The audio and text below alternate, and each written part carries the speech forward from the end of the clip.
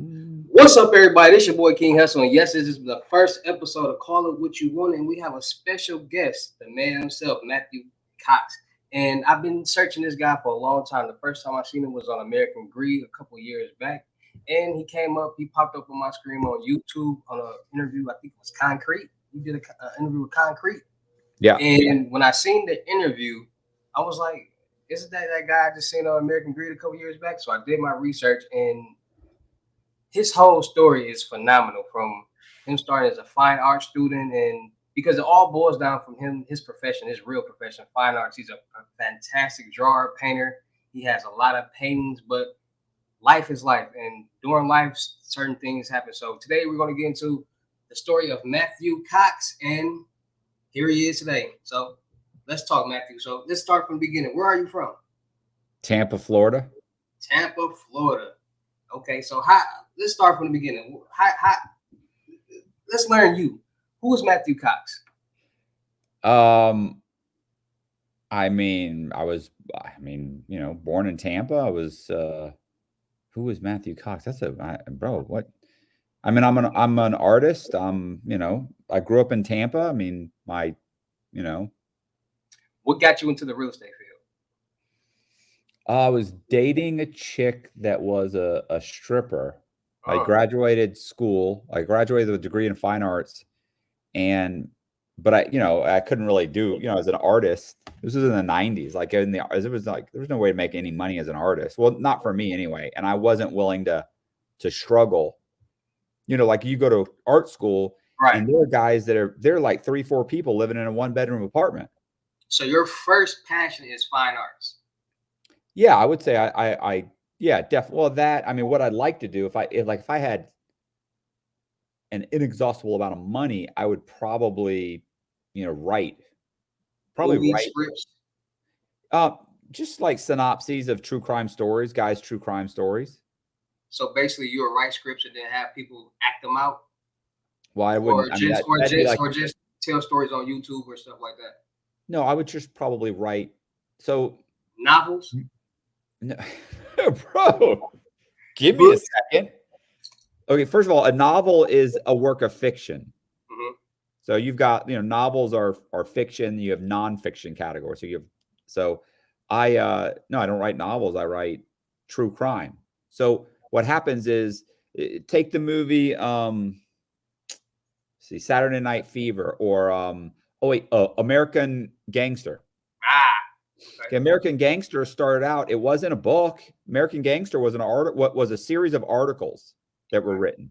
Somebody turned it into a screenplay. They made a movie. The movie Blow. right. Blow was a book. And that book turned into that was a true crime book, and that true crime book turned into Blow. Oh, So okay. so to me, what I want to do, like, did you ever see the movie Argo? No, I haven't seen that one. I seen Argo, Blow though. what? I seen Blow. I haven't seen Argo. No. So, there's tons of movies that they're basically just taken from articles, true crime articles. You read some article in, oh, I know one. The Anna Sorky story, the con woman, the chick from Yeah, came yeah, over from Russia. yeah. That started as a true crime article in Vanity Fair. See, I Like, didn't know that. there was no See, book. okay, now I understand what you're saying. Okay. So that's What okay. happens is you write an article or a synopsis, like a 8 or 9, like articles. True crime articles are between 5 to, let's say, 7 or 8,000 words Right, in a magazine like Rolling Stone or something. Or you can write a synopsis, which is basically the same thing. It's like 9 or 10,000 words. It's not a right. book. It's like 30 pages. It's nothing. Real quick, just real quick, Right. and they just flip it to a movie. Right. Somebody reads it and they go, wow, like this is like I wrote one for a guy, a reporter named Guy Lawson, and it was these kids. We got them in Rolling Stone magazine. Right, And I just wrote a synopsis. I sent it to Guy Lawson. Guy Lawson put it in Rolling Stone magazine, and we optioned the film rights. Now it's going to become a movie. So, that's what I'd like to do. That or write books. Like I've written 6 or 7 books while I was locked up. So, I like that. I like painting. And I like art. I'm a creative person. So, but I ended up getting a degree in fine arts. and I couldn't really make a living doing it. And to be honest, I didn't even fucking try. I didn't make an effort. I didn't really make an effort because I didn't think, what am I going to do? I'm going to work a week on a painting and I'm going to sell it for $400 or $500. Like that's what I was selling paintings for, $300-400. And I couldn't live on that. I mean, around that time it wasn't social media either, so it was there was nothing like that. It was really hard to get your painting out there. Right. There was nothing like that. So, I started working construction jobs. That was not doing great, but I was making my bills, but barely. And then my girlfriend started working. She was a stripper and she ended up working. She was also in school. She got her degree and she started working in business. And she ended up working for a subprime lender, like a mortgage lender. Right. Doing mortgages. And she told me, you've got to do this. Like, you'd be great at this. Right. And so I started working there, and I very quickly started making, immediately, like the first month I closed like 4 loans. The next month it was 6, and then it was 8, and then it was 10, and then it was 12, and then they made me a manager. And then I opened my own place. After another 6 months or so, I opened my own place, and so I hired a bunch of guys, and it just took off. Okay. But I was committing fraud though. Part of a lot of the loans had fraud involved. So what was the first? Because I watched a lot of your interviews. When did the fraud start? When was the first mistake when she did the whiteout and she changed that number? It was me. I went in with my very first loan. I gave it to my manager to look at. She looked at it and she took one piece of paper out and she said, it's perfect except this one, the verification of rent. Your customer has been 30 days late on her rent in the last 24 months. So she had been late once by 30 days, not like a little late, like 30 days. Whole month. Right. And so as a result of that, you can't, no lender wants to lend money to this person. Because of the late no matter what the problem is. Like, you're not, So my manager told me, hey, if I was you, I would white it out, make a copy, and put it in the file. Nobody will ever figure it out. So I did that. I trusted her. I knew it was wrong. I mean, we had a discussion. It was fraud. But I also was like a couple payments behind on my car. I had a truck at the time, and they were going to take my truck. I mean, I'm behind on my, like, I'm behind. And I put everything on making this work. So I did that. And, 4 or 5 days later, the loan closed and I got a check for like $3,500. Right. So what made you keep going though? What made you just say, was it the money? Was it the greed? Was it the excitement? Was it the life? It was easy for me. Where everybody else, first it was easy because I could change the documents. So I could easily take a bank statement and alter it. Other people couldn't do that. I could change a W-2. I could, alter the documents that came in. I could figure out how to do these things. And then it became like, okay, well, this lender is actually going to call the employer and will verify how much money the person makes. Right. So I can't say this guy made $55,000 when he made $49,000. Right. So it was like, but he needs to make more money. So I need to show that he's getting a little bit more money in. And then I would go, you know what? So you have something called debt to income ratio, right? DTI. DTI. Right. So their debt to income has to be like below 36%. Right. Or 36 or below. So you would go, okay, well, wait a second. This person would qualify with their current income if they weren't making this $400 car payment every month. Right. So how do I prove that they don't make that car payment? How can you get that exempt, get that out the way without showing up, right? Right, because now they make enough money. So what happens is you call underwriting and say, hey, by the way, this guy didn't even make this car payment. And they say, well, it's in his name. And I go, oh, yeah, but his ex-wife makes it. And they go, okay, well, great. So, and I go, can I get her to write a letter? And they said that, no, we need to prove she's making that payment. So we need to prove that we need to see her canceled checks. Right. That she's been paying it. So it's like, well, fuck, how do I figure that out? So then I call my guy and I say, it just boils everything, every step boils into something new. Right. So what happens is he sends me his last 6 months cancel check. So that they go, look, we won't consider that against his DTI if his ex-wife is paying it, but we have to prove she's paying it. The way we prove that is we show the last 6 months payments. If she's the one paying it, then we agree, but we have to see the canceled checks. So I have him send me the canceled checks. I then change the name on the canceled check. Okay. How did you change the name on the check? Well, I mean, I cut and pasted it. Then I Easy as that. go in and I erase his name, redraw the line, and sign her name. So now it looks like it came out of her check. And I make copies front and back, and I send them to her and go, hey, look, and I write a letter from her. And then, then if they say, well, we got to call her, fuck. So now I got to get a cell phone. So I go get a cell phone. So when they call, it calls me. Right. So don't mean to cut you off. Now, wasn't it an incident where you were actually in the bank and they called you and the phone rung? Yeah, that was like years later. I did this for years. This is while I was still these were little things. I mean, this was little. This was before I started. Like what happened was it got to the point where anytime underwriting for the bank would say, hey, we need this. Right. I would think, I don't have that. Like, I don't have that. How can I trick them into believing that that's true, that I do have that's real?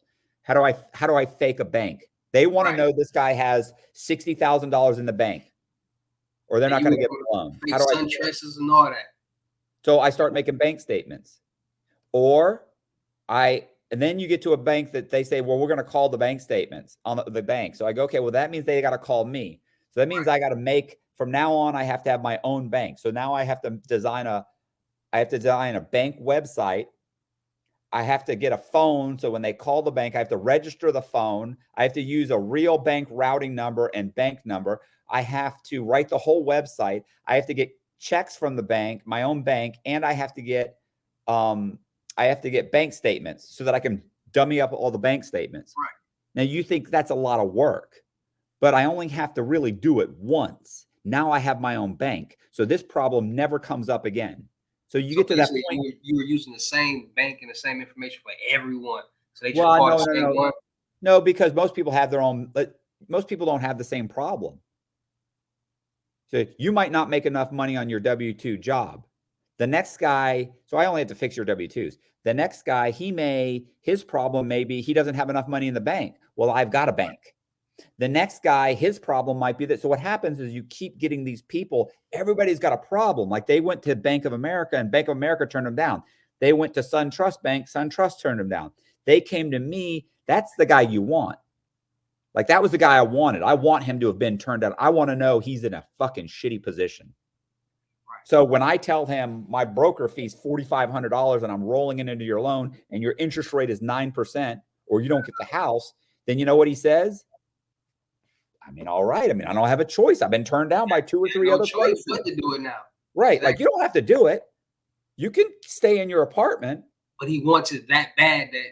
Well, he wants it that bad. And then, sometimes they would always say, well, I'm not paying 9% interest. And you go, okay, well, then you can just keep paying 100% interest. When they, what do you mean? I don't pay 100% interest. Oh, really? Isn't your rent 100% interest? You live in your apartment for 10 years and you sell it. Do you own it? Do you own any portion of it? 100% of everything you paid in is interest. It's all gone. So don't sit here and tell me that I don't want to pay 9%, but you're willing to pay 100%. 100%. That's right. And you're paying, you now own the house. You're building equity. The house is getting more valuable. All you're doing right now is paying your landlord's rent. You're paying your landlord rent and his house is becoming more and more valuable. And you're paying his mortgage. You're building the equity up on the house for him. I mean, he's what a fucking deal that is. So, my point is that I just kept getting bigger and bigger and bigger. And at some point, the FBI shows up. They closed me down. They didn't close me down. They indicted me. A couple of people that I knew, they ended up getting busted. And then they wore a wire on me. And then, so now I know the FBI is interested in me. So I get a lawyer and I go to the FBI and I plead guilty to wire fraud. And so I get 3 years probation, but I can't run the mortgage company anymore. So I run it for like 3-4 years, and so now I can't run it. So I sell it to a guy who's like a CPA, and he's paying me like $8,000 a month to stay on as like a consultant. And in the meantime, I start a development company to start kind of developing an area and also to start flipping houses. So, but I didn't want, but flipping houses sucks. Did you ever get to wholesaling with the houses? Or your dad was just never your field with wholesaling? No, I didn't. You just wanted to buy and flip, fix and flip. I mean, I didn't want to do that, bro. I listen, I don't, what, I mean, that to me, that's a lot of work. Like, here's the problem. When you buy those houses in those areas, right? Like shitty areas. What area, where are you? I'm in Houston right now. Okay. Okay. Well, that's perfect. Like Houston, I'm from Milwaukee, Wisconsin, though. The houses in the bad areas, yeah. Yeah. You can buy them for, you probably now they're going for 70 and 100,000. But back then they were going for, you get a shitty house, you get a house for 50 grand. It needed work. Foreclosed or not foreclosed? No, just I mean, sometimes they're foreclosures. Sometimes they're just somebody died. Sometimes it's just unlivable and somebody buys them. You go to like a wholesaler who's bought a bunch of houses and you say, look, I'll give you 60 grand for that house. And he says, okay. And you give him 60 grand.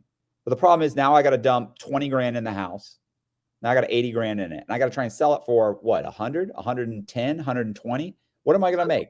20 grand?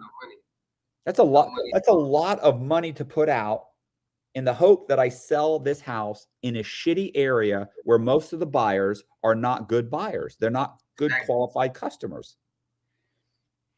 So what I did was I decided that the smartest move was to kind of just come up with the customers myself. Right. And make my own customers. So I started making synthetic identities. This was before anybody was making synthetic identities. Is this the part where you start coming up with the crazy names like from the movies and stuff? Yeah, Mr. Like Michael White and James Red, Brandon Green. All colors and stuff. Yeah, from Quentin Tarantino. Yeah, he's a great producer and a great actor. Great. So, yeah, there was a movie called The Usual. No, wait, was it? No, Reservoir Dogs. Reservoir Dogs, yeah. So, I started making these fake people. I figured out how to get Social Security to issue me Social Security numbers to kids people that don't exist, right? So I'd make a fake shot record and a fake birth certificate, and I'd go in and I'd say that my 10-year-old son, had just been born, and he was born with a midwife, and I'd give them the stuff, and they'd say, "Oh, okay." And they'd just type it up. 10 days later, I got myself a Social Security number. Easy as that. Yeah. Were people using CPNs back then? I mean, no, they weren't. But no, but listen, all a CPN is, I know everybody's going to say, oh, no, they're this, they're that, they're this. But the truth is the CPNs are just like Social Security numbers that just haven't been issued. Exactly. You know what I'm saying? Like, or maybe they've been issued, but they aren't being used. They're just because they'll eventually be issued. There's just a random number that isn't associated. People born today, so. Can you hold on? Somebody just rang the doorbell. Sure. Weird. There you guys have it. Having a great conversation with Matt Cox. You hear what he's saying? Take notes of what he's saying. Take notes of the conversation we're having because you can very well gain a lot of information from this. So let's keep going.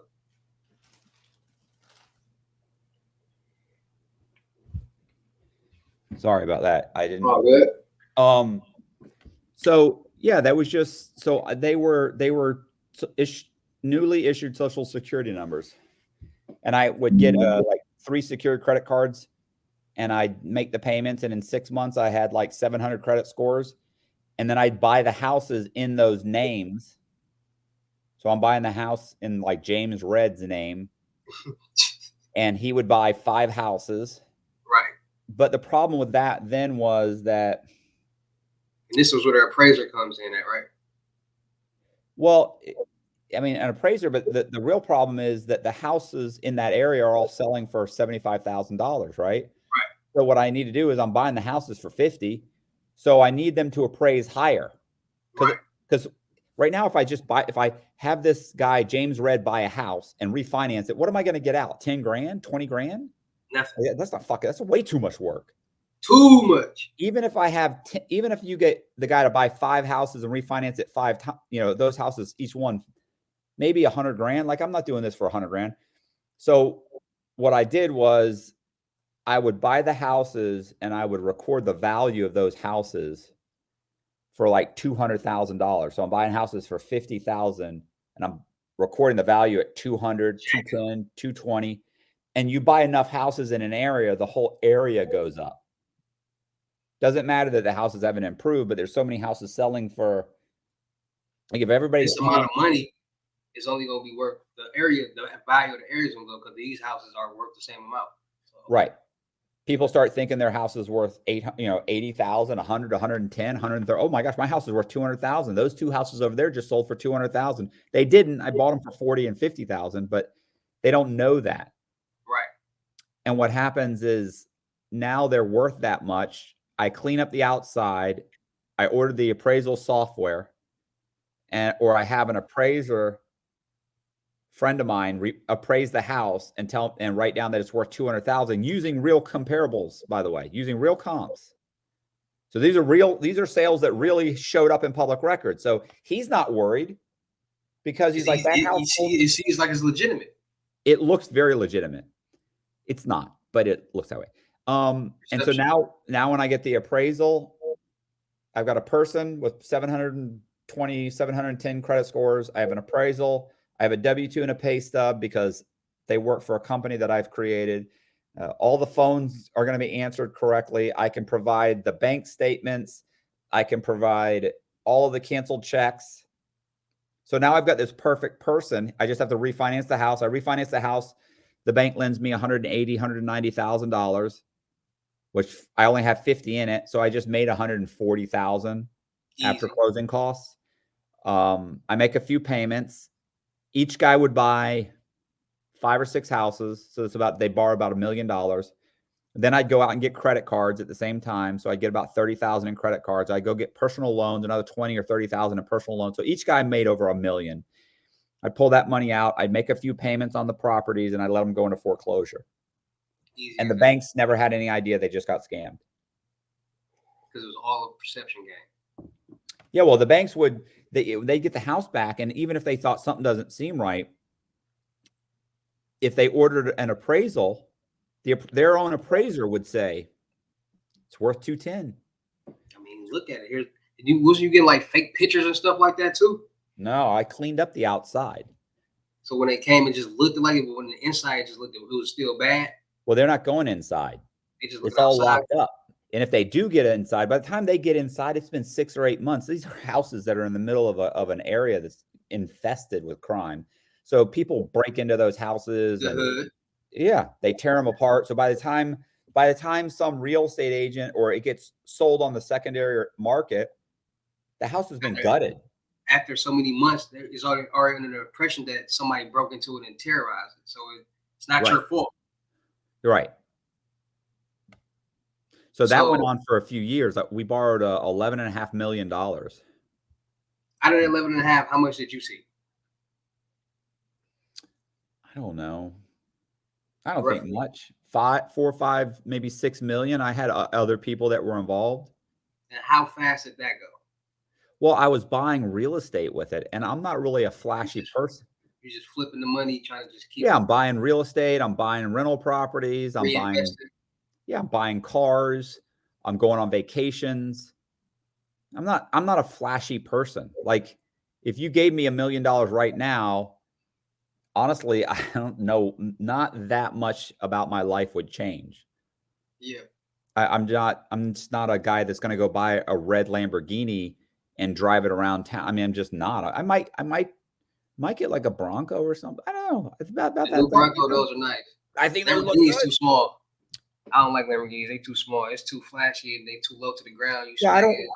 I'm not interested in anybody looking at me. Exactly. You know what I'm saying? It's like these guys that go and rob a bank and then lay all the money on a bed and take pictures and put it on and put it on social media Facebook. and all Yeah, that. like you should get an enhancement for that. You should get a little more time just for Exactly. stupidity. Just stupid stuff like that. So what was your main goal with doing all this? Like, did you have a goal like I want to get this amount to invest in this, or was it just I'm living? No, I mean, I figured I'd get at that time. I thought I was gonna, I was gonna build up this development company, and it would take off, and that's it. But before any of that really happened, because keep in mind, I was also building new houses. Right. So we're building new houses. We've got like over 100 vacant lots. We're putting up new houses all over the place. We're buying houses and bulldozing them. And while we're doing this, the FBI gets involved. Another buddy of mine gets pinched, and he works with a task force to come after me. So he doesn't want to go to jail. So they put together this task force, and they're coming to arrest me. And I have a buddy who's he's a Hillsborough County sheriff's deputy. Right. Oh yeah, I remember this part right here. And didn't he like warn you or something? Yeah. He comes to me and he goes, his name is Steve Sutton. Yeah. Steve comes to me. He doesn't work for the police anymore. YouTube, he doesn't work for the police anymore. No, he ended up. I don't think I don't know why he ended up. Like, I think a couple of years later, he just retired. He had a bunch of real estate. I'd gotten him like $1 million worth of real estate. So he came to me one day and he said, look, I used to date this chick on the Tampa Police Department. I'm like, oh, okay. Like, no, what's the big deal? Like, okay. He goes, yeah, she's on a task force. I'm like, right. He goes, and they're investigating you. And I went, what? He said, yeah. He said, they're gonna come arrest you in a couple of days. That's the best friend you ever had right there. That's not like, that was a bad day, bro. So I just was like, holy shit. So did any females ever get you in any bad situations? Oh yeah. I mean, I've been, there were girls that were involved. That whole investigation got started because of a girl that was running a scam, and she got in trouble because she changed her hair color the day before closing. What happened with that situation? Let's talk about that. So a lot of people don't understand. A lot of things happen because you involve a female, and I don't know that it has. I don't know. Look, she happened to be. Look, the other guy worked with the police. To bust me. So I mean, I don't know that it's because she's a female. I think it's just because she got caught. I think that women are the weak link a lot of times because they have children. Well, they have kids and they scare them, and they don't want to go to prison. They get scared and they have an out. So they, which is, whatever. I'm not worried about it. Listen, we're all fucking, you're a criminal. You're going to get, somebody's going to tell on you. Anybody who believes that, oh no, I'm not gonna, and he's not gonna, and we're friends. Somebody is eventually going to tell on you. Yeah. So what was that situation about? She had rented a house and was refinancing the house multiple times. And she went into a closing, and she had an ID that said her name was Rosita Perez, and she had black hair in the picture. Right. But the day before she went in, she got her hair dyed blonde. Right.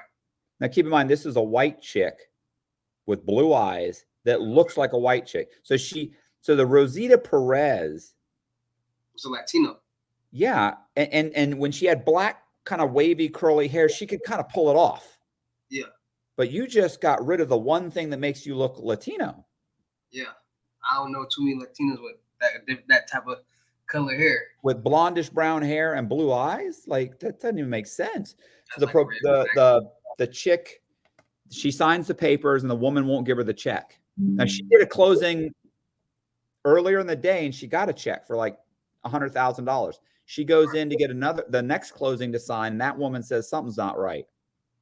She goes, this picture isn't you, but it was her. It was her. She just had different color hair. So because the title person mistakenly thought this is not you when it was her, she ends up other stuff. She ends up looking into it and she ends up calling a bunch of people, and she eventually figures out that the house that she was refinancing, she didn't actually own. Mm. That's a problem. Big Yeah. So that led to my buddy getting arrested because the one check she had, she gave to my buddy to put in the bank. I told her not to. I told him not to. They did it anyway. Um, and well, obviously, when this title person, they're called closing agents. When the closing agent called, she found the other mortgage, and she called that Mm. title company. That title company, they put a red flag on the check. So when my buddy deposited the check in his fake account, and he went into one day to the bank, they arrested him. So he cooperated, and that's how the task force got started. And then Steve Sutton, my buddy, who's the sheriff's deputy, came in and he said, "Listen, man, you he's like, bro, he said, you got to get out of here." Or he said, "Look, like you got to get out of here." But what he said was, "They're going to come arrest you." Right. So I don't want to be arrested. Right? I don't want to go to jail. So I took off on the run with this How long chick. were you on the run for? 3 years. During this time on the run, what did you do? Did you get like plastic surgery and stuff? Yeah. I got 2 hair transplants. I got a nose job. I got a facelift. I had liposuction. I had my teeth done, like whitened. Um, Yeah, I seen the before picture of you. Like, man, you look completely like different, like a whole different buff guy, just out here doing a whole different thing. But yeah, I seen those pictures before. So you really went to the extreme to really change your identity. I mean, yeah, Worth because it. going to prison wasn't a part of the plan. Was the pain worth it? I mean, it. I mean, it was painful, but not as painful as prison. So even though you still went, would you still knowing you still going to go? Would you still got the plastic surgery? Yeah, of course. Forget that. Huh? You just try to. Yeah. Okay. I mean, Okay. I'm still vain. I mean, I was Okay. going, I was balding. Um, yeah, I was still done it. I mean, the pictures from I seen you was fly back then. You was real fly.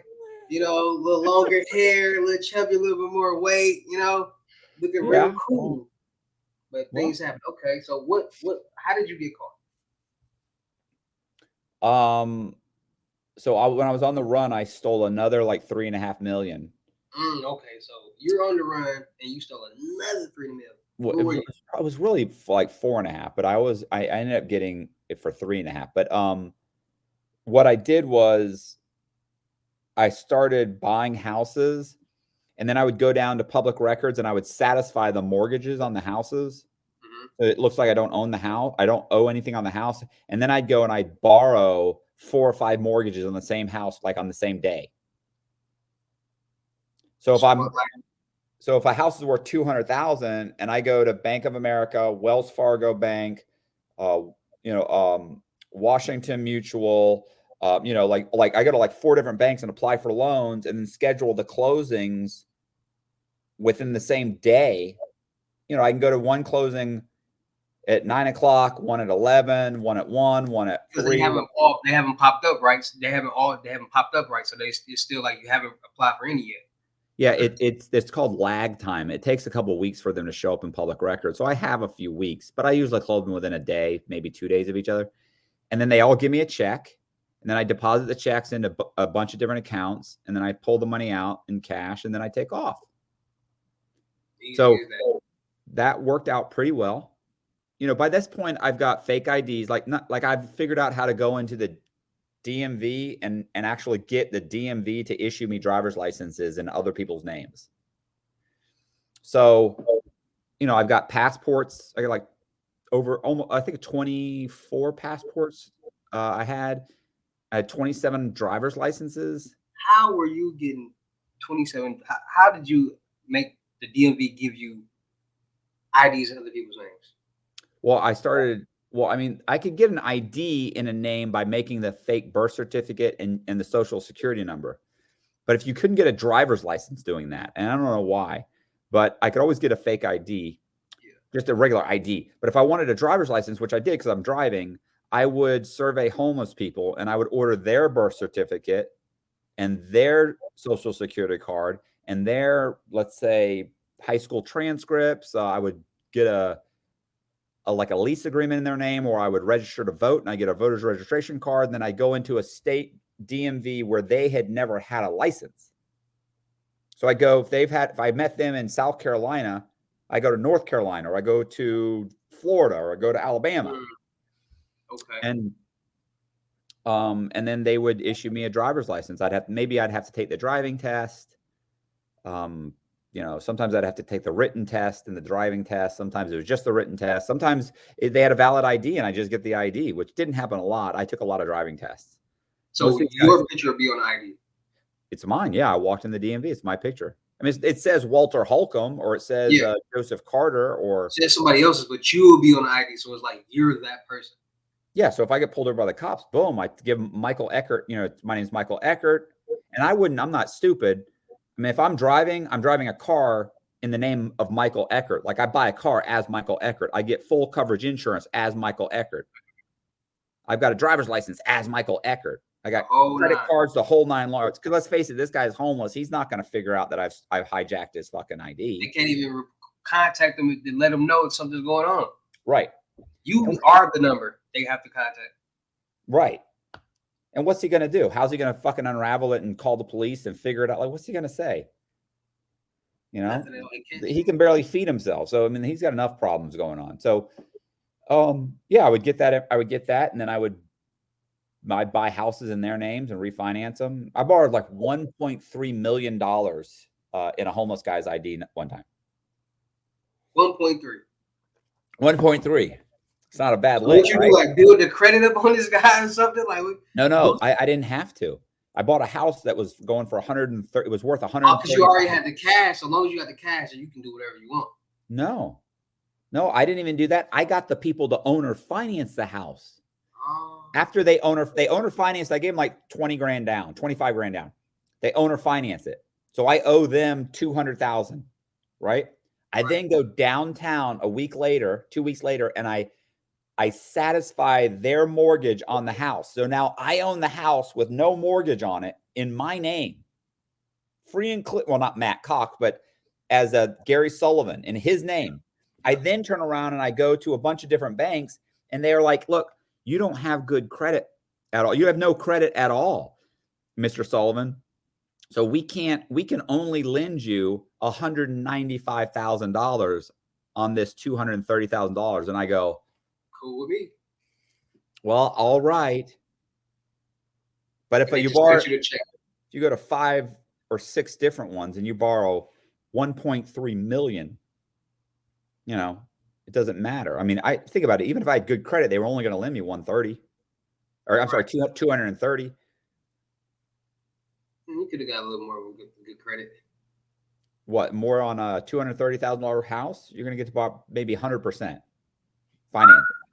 But I wasn't. I was getting like 90%, 85 and 90%. So it was like 180, 190. But I'm borrowing 5 mortgages. So 5, 6, 7 mortgages. Anyway, what happened then? You literally just got used to borrowing mortgages. Like it became a natural routine for you, it sounds like. Well, I mean, I own the mortgage company, so I know what they're looking for. I know what they want. When I walk in and I apply for a loan, I already know what they want from me. So I get it. Yeah, I got this. I fill out the application. Perfect. I got everything here. Oh, did you need my W-2? Boom. You need that last year's? Yeah. Boom. You need the one before that? Yeah. Boom. You need last 2 years or last 2 pay stubs? Here. Oh, by the way, I didn't know if you needed this or not, but I have my last 3 bank statements. Oh, also wanted to let you know I have this too, and I have that, and I have this, and are we all done? And they go, well, you have just been the best customer to work with. Oh, well, thank you. I love those customers who got their stuff together. It's fast for anything. And then that's it. They pull the credit, 700 and some odd credit scores. Used to only need a 620. Now it was 650. What does it matter? I still had 700. So yeah, so that would be it. I even if I didn't have credit at all, they'd say, okay, well, we can't lend you 100% financing. We can lend you 80% or 85. Okay, So I'll like take it. 85% out of 200 is probably 160, Mm. No, something like because that. it's not that though. Think about it. It's actually it's a house that's worth $230,000 times 0.85. It's $195,000. That's 85%. So how many of those can I borrow? If I borrow, 6 of those or 7 of those, I got a couple million. I And mean, you just reinvest it. I got over $1 million. And you would just reinvest it. Yeah, you pull it out. I mean, at this point, I'm on the run, so I'm really Yeah. just spending the money. I'm Oh, going on now you vacation. spending the money. Now you Well, just getting all the free time you can. yeah, but after 3 years, I get caught. I get arrested. Did you ever go overseas or anything? Yeah, I went to while I was on the run. I went to well, I mean, I went to Jamaica. I've been to Bermuda. I went Did you go to to the Triangle? Italy. I went to Croatia. Where? Did you hit the Bermuda Triangle? Did No. you get in the water? Well, that Bermuda is near. It's near the Bermuda Triangle. You I weren't went messing with to that. Mexico. Where else? Yeah, bro. I mean, I traveled. You had a nice little overseas tour, huh? Yeah. I mean, what are you gonna do? It's not fraud's not a full-time job. Got to do something. So, yeah, eventually I'm dating this girl. We're living together, and we start seeing another girl. And the chick that I had originally taken off with, she had gotten caught. We broke Right. up, and she went her own separate ways, and she got caught. And so she started, they start looking for me with her, with her help. And so I'm in a bunch of magazines, there's a bunch of articles, and then Dateline NBC News, Dateline, Yeah. they were going to do like a 1 hour special on me. So I was going to leave the country and uh, go to Australia. Right. And while I was pulling out money and I was cashing checks and getting more and more of the money out of the bank, my girlfriend ends up confiding in her friend who I am. And she contacts the Secret Service, and a couple days later, they arrest me. So I have a question. If you had an offshore account with money in that, would they be able to seize that too? Yeah. They could just take everything, huh? But restitution and all that. I mean, even if they can't seize it, they're going to freeze it, and then they just have to prove to the other. They just have to prove to the governing body of that bank that it's fraudulent funds. Like, especially once I'm convicted, it's Right. money from a fraud. Send it back to us. They're going to take it. So you did 3 years On the run. on the run. How long did you do in federal prison? 13 years. 13 whole long years. And now you're out, now you're free, and now you're on a new journey. And a lot of people don't understand, like you're like you said, you want to write stories, you're a great painter, and you do the YouTube thing, and now you're trying something new. So do you drop videos on YouTube? I mean, Talking, yeah, selling I have different stories and things like that? I have a YouTube channel. What's your YouTube channel? It's For the people who from my channel who don't know your YouTube channel, so they can go follow you, and I also put it under your what's name right there. You can let them know your Instagram page, your pop art page, your Instagram page, because he has a lot of great art. I seen his art and it blew my mind away. I'm gonna buy a Snoop Dogg from him because everybody tell me I look like Snoop Dogg. So once I seen that, it kind of blew. It kind of like because you told me like, YouTube doesn't kick in that much, but how many videos do you drop? Like, are you comfortable with talking about your past, about certain situations, and like in the penitentiary and showing off your art? Because I'm not gonna lie to you, what you showed me and what you have, the content that you have, you could be a very big person on YouTube. Yeah, You just gotta I mean, I've got my channel's got like 50,000 subscribers. It's Matt Cox Inside True Crime. make sure you go And follow that. basically all I do is well, not all I do, but I interview other criminals, and sometimes I do videos with, I do videos with other guys that have been in jail. And that's, that's pretty much that channel. I do that channel, and I have a second channel, which is called Inside the Darkness. Mm-hmm. What's that channel Um, about? it's basically, have you ever seen Soft White Underbelly? Sure have. So, I was on Soft White Underbelly, Yeah, I right? was about to ask you, wasn't you on there? Okay. And I met Mark, right? So, obviously Mark's there, he runs the whole thing himself. So, really nice guy, and so I like the concept of just sitting somebody on a stool and saying, tell your story. So what happens is, like, if I get some bank robber, somebody to come here and do a podcast with me, then when they're done, like, getting them to you is the hardest part, right? Right. So I say, look, you're here. Do you want to go upstairs? And I have a room upstairs where it's all blacked out with curtains, right? Like, well, it's actually black sheets all the way around the room. And it's on the ground. And I have a stool. And I'm like, look, I'm just going to turn on two cameras, turn on the lights, and you just tell me, say whatever you want. Like, tell your story. We just went over it. Just go over it again. But Right. that way it doesn't have anything to do with me.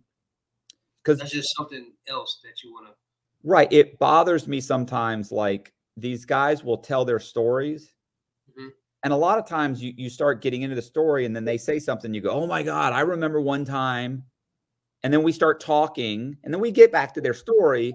But sometimes it ends up being about me too. Like, we're interacting, and I feel like they have their own story.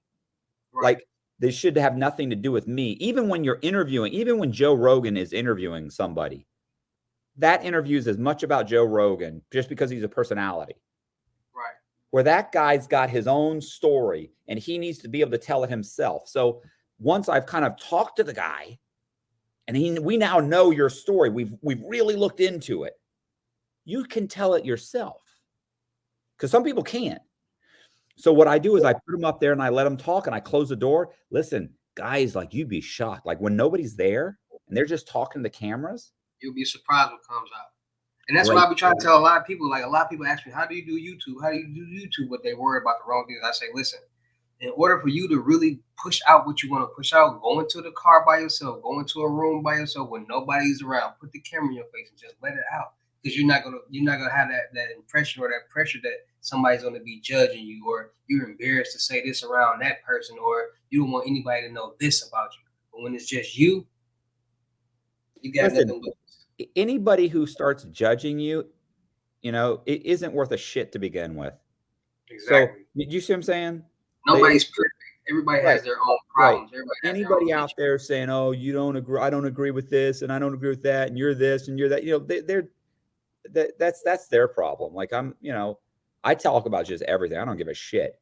Like, Yeah, I'm I not know. concerned at all. So, these guys go in that room and they do it, and so I started a whole new channel just with them.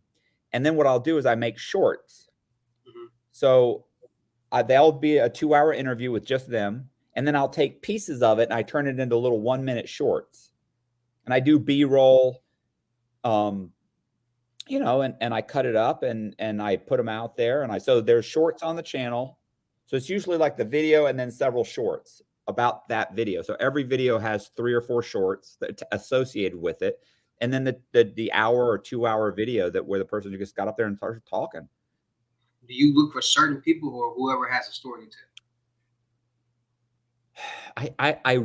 Look, if somebody said, hey man, I got arrested twice for fucking drugs and I'd like to come up and my story, it'll only take me 20 minutes. I'd be like, yeah, come on. I don't have a problem with that. But I mean, if I personally, what I'm interested in really looking for is something that's, unique. Right. Some guy who sells drugs, a low-level drug dealer. I mean, man, they're everywhere. And I'm not saying they don't have a story. I'm saying that it's common. So I look for unique stories. Exactly. The uncommon stories are the best stories because it's something new. It's something that somebody can listen to. That, like, we hear all this all day. This is something new. So what is this about? Or somebody who's done something normal in an uncommon way. Right. Like, you could be a low-level drug dealer, but if you had something unique, like the way you were doing it was different, then that's interesting. Like, I don't care if it's drugs. I got lots of drug stories. The most unique things are the best things because it's different.